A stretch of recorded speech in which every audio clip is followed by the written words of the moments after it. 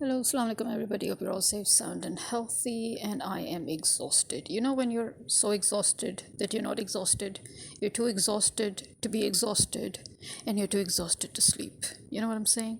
And it's 4 p.m.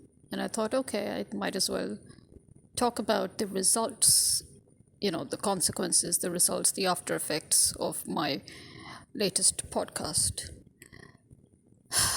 And it rained, as we know, in the morning, and then finally it let up. Thank God, it let up at around between 10 and 11, and then it stayed that way with the amazing breeze. Amazing breeze, as in the kind of breeze that we kind of wish for. And at that time, finally, the Sky Electric technical person came. I'm saying technical because I don't know if he's an electrician or if he's an engineer. I think he's not yet an engineer. Maybe he's a graduate. I don't know. But anyway, so I don't know exactly what specifications I need to, what title. So I'll just say the technical half of the team, because it's, at least two people should come. And as always, my lamentation with Sky Electric is, please always send me the person who has already worked on my system. Don't send me a new person. It's not that there's something wrong with a new person. What's wrong is that it doesn't matter if they know your system. The people who have already been working on your system are best to always call and let have a go at, because they know what they've done, right? They know what they have done. They know what they changed previously. They know what they've replaced previously. They know, and so they reach to the conclusion more quickly, in other words. So when you bring somebody who has not worked on your system before, then obviously he takes twice the amount of time, sometimes even more, trying to figure things out, as to trying to figure out the fault. And the fault was basically nearest to the vicinity that I speculated. Okay, as I think, I don't know if I mentioned it in my previous podcast, but I kept on speculating that the electric arcing that was taking place in the circuit breaker of the inverter system, the solar system, that is the circuit breaker that is connected between the inverter and the display box, or the display panel, your fuse box, your main house fuse box.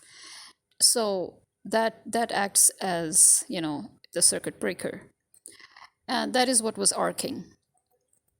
And as I said before, because I turned everything off, I turned the grid input breaker, and I changed over the load, because I wasn't getting any light anyway from the solar. So I changed it to grid and kept it at that. So yeah.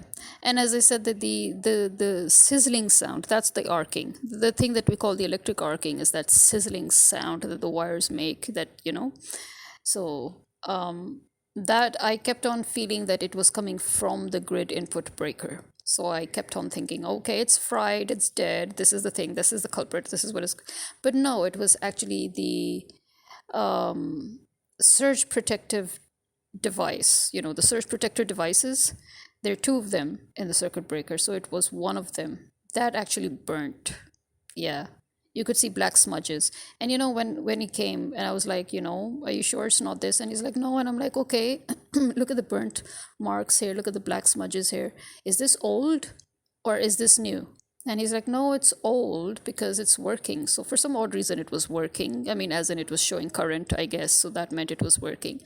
But anyway, he took a good 3 hours going through my whole display panel, in other words, my whole fuse box, and the odd thing about, the thing that I guess really gobsmacked all of us, basically, or that let us wondering what is going on, is, and let him poking around in the fuse box, was basically because of the fact that, can you imagine, our whole block was fine. They had all three phases of their lights good and running, stable electricity.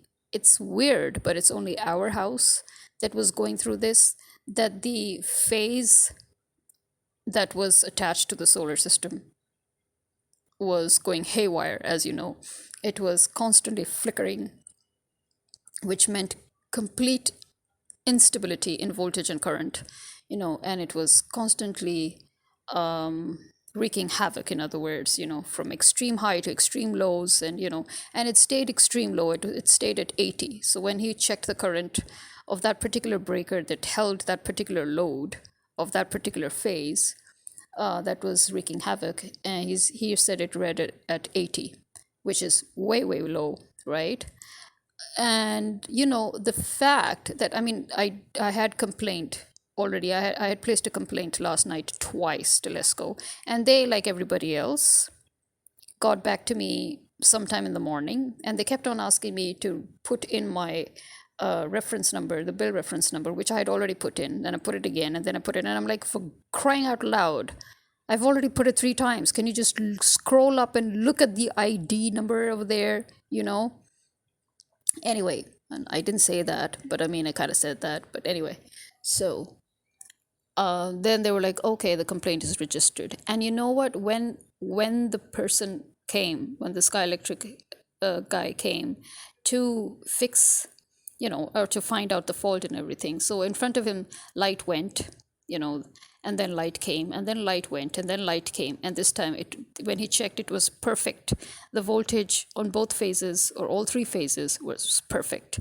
And then I get a message from LESCO as well saying that your complaint has been resolved. And I told him, I said, listen, I've got this message. So yeah, confirm, is it really resolved? And he's like, yeah, it looks like it. I'm getting the right voltage now and it's stable. But it still, wasn't working, as in, now it started tripping, because before it was extremely low. So the breaker wasn't tripping. It was just sizzling the circuit breaker of the inverter, right? But now, because it had got its full capacity back, its full voltage back, so now it was like tripping, and not in a good way, if you know what I mean. It was making that weird pataha sound when it trips. Before, it used to make a very polite sound when it used to trip. I don't know what's got into it anyway. So anyway, so it kept tripping and all. And then ultimately he had to call the electrical engineer, who was one of the guys who had worked on my system at least 2 to 3 times as a field engineer, the technical team, in other words. And finally, after an hour, because it takes almost an hour, and then you remember it was raining, even though it had stopped raining on my side, but that didn't mean it wasn't raining in the rest of the city, So it took him almost an hour to come. And I was like, why? I mean, I was like, seriously, for crying out loud, 4 years of my always telling you people, please send the people who've already worked on my system. Why do you do this to me every time? Why didn't you just come already the first time around, Anyway, so he came and he found the fault after testing, because, after listening to the whole thing, he also did a test once again of checking all the breakers, all the load, all the wires, all the inputs, all the outputs. And he's like, okay, yeah, there's nothing wrong here with anything. And then he checked the circuit breaker, and it was definitely one of the devices in the circuit breaker, in the solar system circuit breaker, that had fried. And that was one of the surge protective devices. Okay, and the fact that it fried is probably what saved the inverter. In other words, as you know, that's their job. Their job is to save, the devices, the appliances that they're attached to.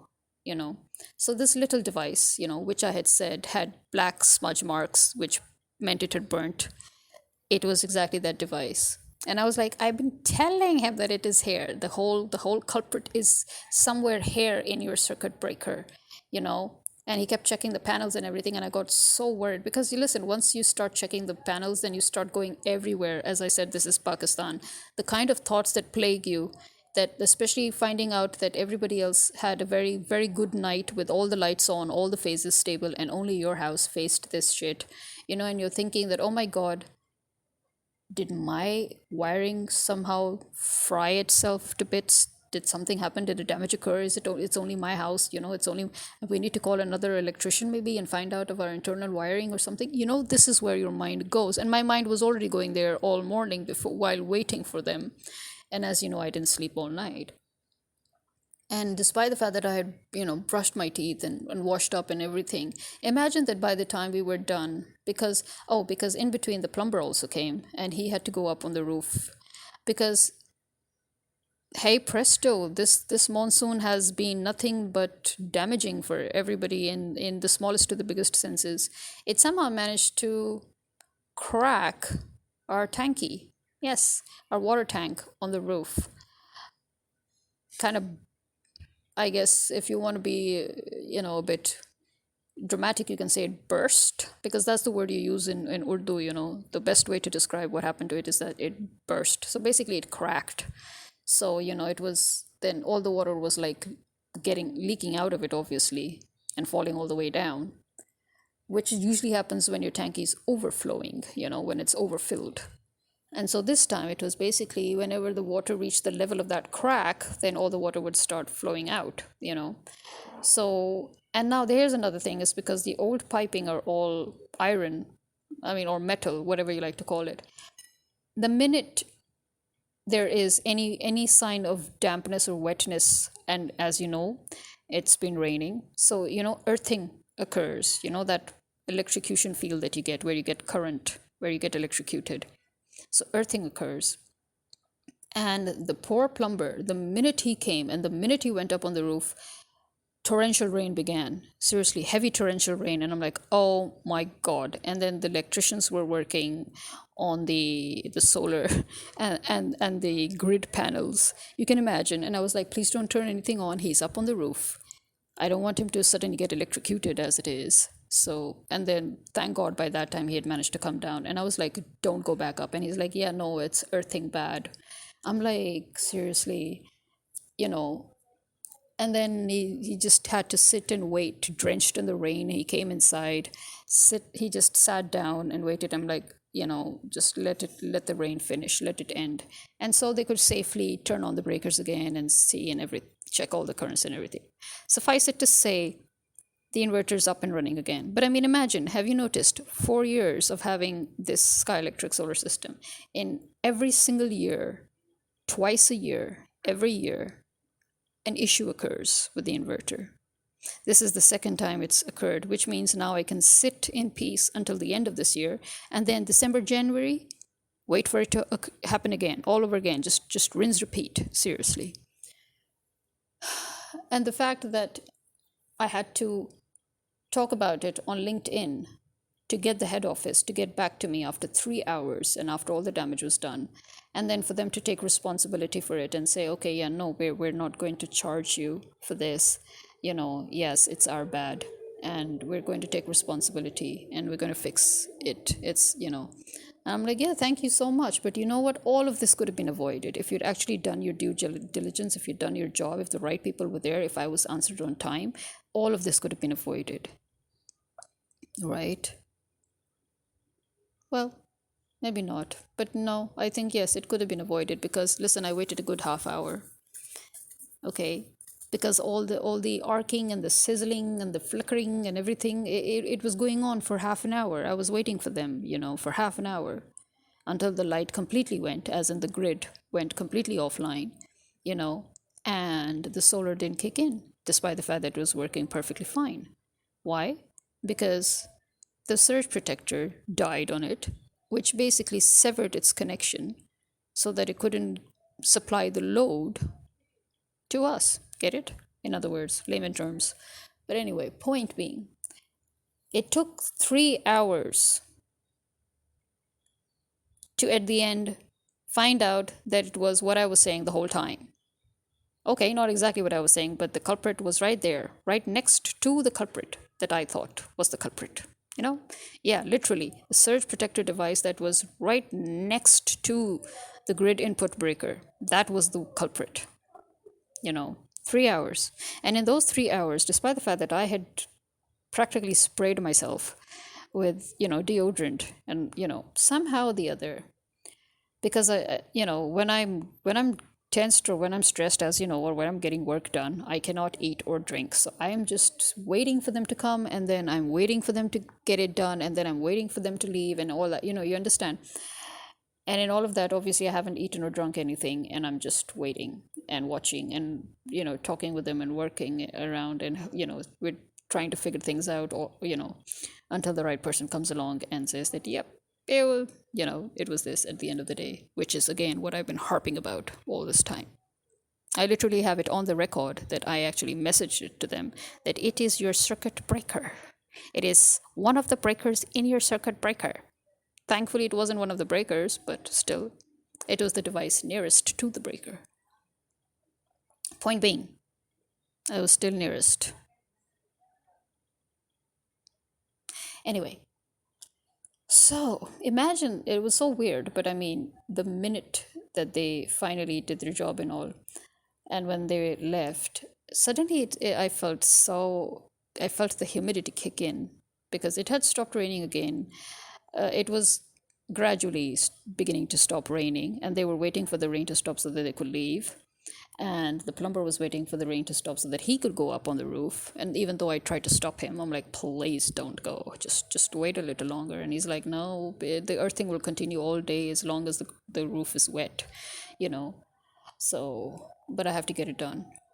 So now what I've done is, those waterproof foams that became so popular just recently, like last like a couple of years ago, was it? Where you have this door. What were they called? Door cover. Which you put under the doors to stop water and to stop insects and to stop bugs from coming in through. I forgot. Can you imagine? I forgot what they're called, but they are like, you slide them under the door, and they're basically made of waterproof foam, right? And it's covered in a cloth. Some of them are covered in waterproof cloth again to make it more secure, but the ones that I have, I'm sorry to say, but they're covering the whatever they use to cover the foam, that's not at all waterproof. It kind of shredded to bits to a point, because yes, I did place it under the main door for quite some time to stop insects and earthworms and creepy crawlies from coming in, and to stop the rain too from coming in. And it actually did very efficiently stop the rain. But then when we replaced the main door with the glass door, the main door was wood before, so when we replaced it with glass door, I'm like, yeah, I don't think this is going to fit on the thin glass frameless door. I mean, the diameter, isn't it, of the wooden door as opposed to the glass door, it's different. So I was like, yeah, okay. So I kept it, and because I'd already bought extras anyway, there were extras too. So now what I'm thinking is, because I was telling him that we could do something to cover up the pipes so that they don't electrocute you when they get wet. So the pipes that are connected to the tanky and all that, the old pipes, because remember, they're made of metal. Okay. So, and he was like, what, do you want to use foam? And that time it actually didn't occur to me that I actually do have foam. That time I was busy talking about tarp. I was thinking about laying out tarp as the base so that, it should create a sort of an insulation between, your between the ground and the pipes running around, so that even if you touch them, you understand what I'm saying, right? But then I thought, okay, no, because at the end of the day, tarp collects water. So even though it's a very good insulation against electrocution, but it might not be so effective because it will still collect water. And if you're placing it underneath, I don't know. So I was like, okay, yeah, no, forget it. And he's like, yeah, forget it. And then it occurred to me that I have these door guards, these underdoor guards, and they're made of waterproof foam, and he can use them, absolutely use them to cover those pipes and tape them, like that. The pipes will also be protected, by the way. I mean, the metal pipes, rust and everything, they can stay protected, and he will not get electrocuted the next time he touches them on wet ground, or when the pipes are wet, when filling up the tanky and checking up the flow and anything. So I've got them out, and I'm waiting for him to come back. When he comes back with the new tank, then I'll give it to him and tell him to try it on, and I'm hoping it will work. It should work. It's foam. It should work, right? As long as you've covered the metals with something that's well insulated, it should work. And if you tape it up, then, it would be even better, right? Anywho. So, yeah, after all this, as I said, I finally, when they left, when the work was done and the solar people left, I just had to jump into a cold shower, seriously. And because suddenly I felt as if I was just reeking. I don't know. It's like, as I said, it's like suddenly the humidity sort of hit, you know. So before that, I was just fine. So I guess it's again one of the after effects of, of finally getting things done, and the stress comes out in the form of your body getting clammy, and then you feeling as if, oh, you're weak, even though you probably don't, because as I said, I'd sprayed myself, like doused myself in deodorant, and that is a deodorant that doesn't have any actual odor, if you know what I mean. It's fresh air odor. Anyway, jumped into this shower, washed my hair too, by the way, because I was feeling so icky. Made myself some tea, and I'm finally having some tea. And as I said, I'm too exhausted to be exhausted. So I'm too exhausted to sleep, and I didn't sleep at all. And so I'm watching a K drama, an old K drama, because by the way, K dramas nowadays suck. The fear has come true. The fear that the K dramas now will come sparse and not as good as they were. So they're coming really, really, I mean, the number of dramas that I'm coming across are lesser and lesser, and the good ones even lesser. So it's like, I'm sifting through the old ones. Even the one that was not that old, actually. I'm right now watching Cafe Minam Dang. It was Minam Dang, right? Yeah, Cafe Minam Dang. And I'm watching it all over. This is 2022, by the way. This is a 2022 drama, and look at it. I'm watching it for the third time. Yeah, I'm watching it for the third time now. So imagine. So yeah, I mean, this is it. I mean, the fact that Sky Electric got back to me and they tried to make amends and all is really nice and all. But then, uh, when one of the supervisors, who initially was actually one of the people who worked on the replacement of the inverter. Remember when the inverter blew very badly when still in warranty, and instead of getting a new inverter, they actually got another old secondhand inverter and refurbished. In other words, another refurbished inverter. And that also happened when I finally spoke out on LinkedIn. So after all that time, so the same person who then was one of the field engineers, and he helped us work the whole thing out, and you can go and check out my previous podcast for the whole story. So I mean, like, now he's a supervisor, so he was like, he's like, can you please take off your the post that you put on LinkedIn? And I was like, after the whole work is done. And he's like, okay. But then I went and looked at my post, and I realized that so many people had commented on that post and related to it, and a few people had actually reposted it. And then I was like, no, I'm not going to delete this post, because so many of them were literally clients of Sky Electric, like me, many of them as old as me, and like, if not as old as me, at least almost as old. Like, one of them was 3 years old, and as in he's had their system for 3 years. I've had their system for a little over 4. And they all had the same complaints, and they were all saying, yeah, thank you for speaking out loud, thank you for just saying it out loud. Because actually, after that time of posting, after that, I once again posted on LinkedIn, and then they requested that I remove that second post, and I think I did, I guess. And now this third post that was making a huge impact, I had no idea, because remember, I was offline. Yeah, remember that I was offline, so I didn't even know what was going on. And it was only, later when I was online and I managed to check stuff out, then I found out that, oh, okay. And I was like, why was he telling me to? Then I realized, the impact, and why he said that please remove the post.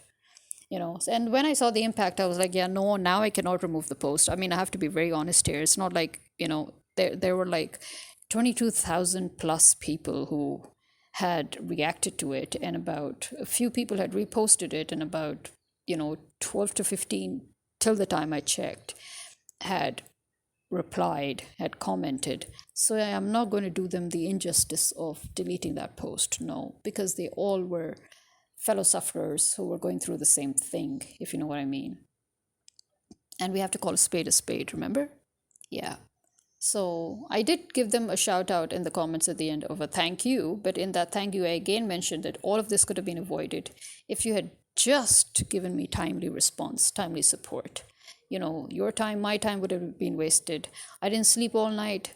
And why is it that this always happens at a night? That's my biggest problem, is that whenever these kind of problems happen with the inverter, it's always at night. Why can't it happen in the morning? This inverter is not a decent inverter. It crawls out in the night to disturb us. Why? Why? If it acted like a gentleman, it would do it in broad daylight. That time we could call the people on time, get stuff done on time, but no, it always has to do it at night. This is a very vulgar inverter.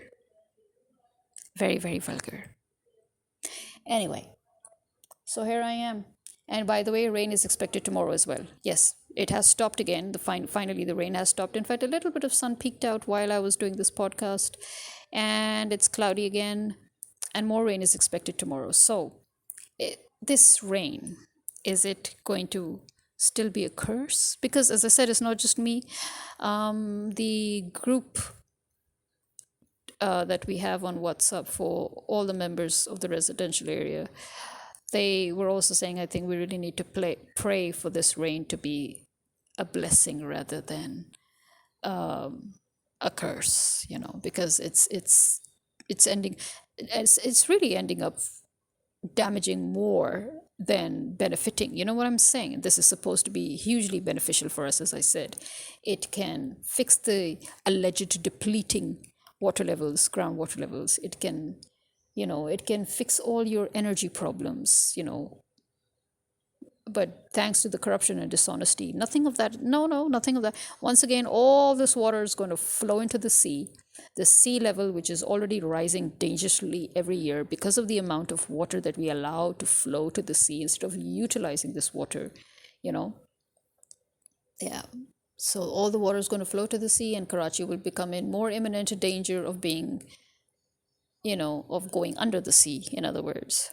So here we are. Thought I should just update you on the level of, see, as I said, these are the kind of things that, when you're in Pakistan, you're like, if you're always going to be sucked up in these things, how are you ever going to make progress in life? This is something I've been saying for the past 15, 17 years now,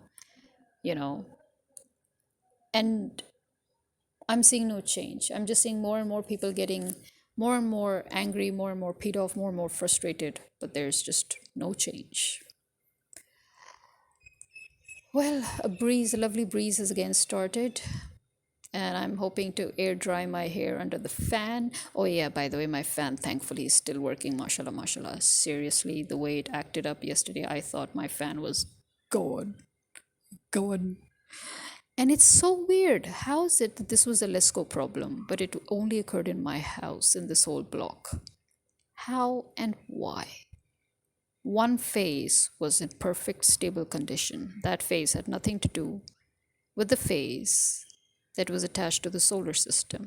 The phase that was attached to the solar system was the phase that went all wackadoo throughout the night until the LESCO people finally fixed it at almost 12 p.m. or a little after 12 p.m. Why? You see, again, that would again come to the thing, is this country really cursed for me? As in, how is it that of all the houses everywhere, our house, only our house, and the whole block had light all night, as I said. I saw the neighbors' lights, they were all on, everything. And that wouldn't happen. If they also had just a one-phase issue, I wouldn't see all these lights on, no. And yet only our house. And yet it was LESCO. It really was LESCO. So I think I'm right when I say LESCO has been at its worst this year in my personal experience. Wow. By the way, the sounds or the noises that you may have heard in the previous podcast, the one right before this, although I mentioned it a bit earlier, but I think you got to hear the sounds a little bit more prominently later. Those background sounds were basically the azan, the Fajr azans were in chorus, in other words. Yeah, there were different muazzins that you could hear, different azans going up almost simultaneously at that time. Yes. Well, the azan is a call for prayer. Okay? Yeah, this is me signing out. Khuda Hafiz.